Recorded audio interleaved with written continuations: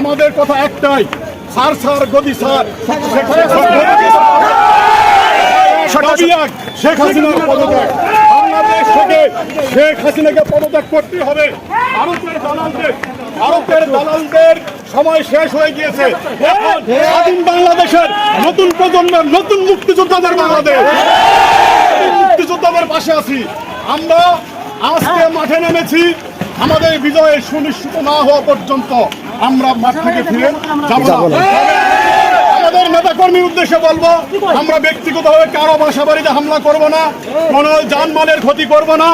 আমরা রাজপথে আছি, রাজপথে এটা মোকাবেলা করব। যারা ব্যক্তিগতভাবে বাড়িতে হামলা করবে তারা দায়ী থাকবে, এই ব্যাপারে আমরা কোনো দায়ী থাকবো না।